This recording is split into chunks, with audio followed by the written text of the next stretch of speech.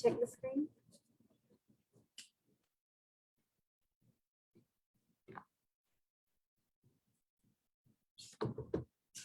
Good morning, everyone. My name is Stephanie Elwood. I'm our Growing Healthy Coordinator with the Southern University Ag Center. Today, I'm here at AMI Kids, where we have students in the background that have actually turned this entire space from nothing but grass into this awesome community garden that we have right here. So here in this space, I'm going to talk to you guys for just a few minutes about proper watering techniques.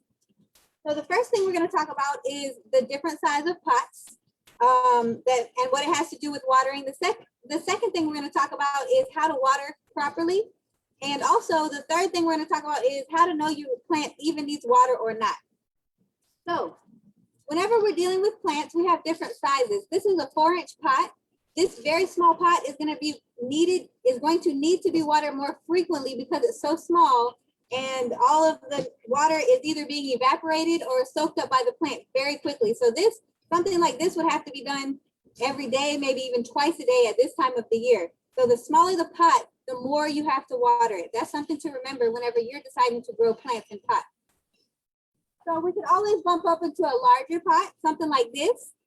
You see the plant still takes up a lot of water and a lot of energy. So something like this with a big plant in it would probably need to be watered very often as well. And you could always bump it up to a larger size.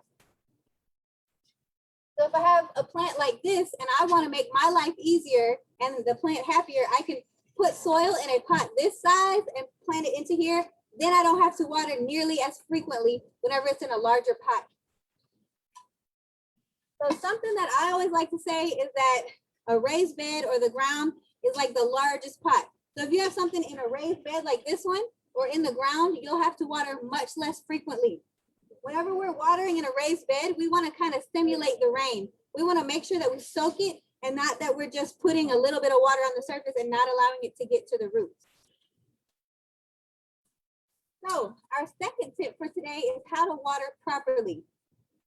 There are lots of different plants. Some are water loving, some are more drought tolerant. But today we're going to talk about moderate plants that like a moderate amount of water and how to water them properly. This is a fairly small plant with a very large plant matter in it. So when we go to water this, we want to make sure that we water it thoroughly. And that means we water it until water starts to come out of the bottom.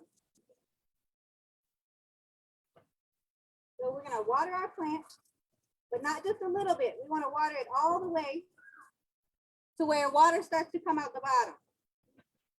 Whenever you see that water is coming out the bottom holes of your plant, that's when you know you watered it very well and you can leave it till the next time it's time to water.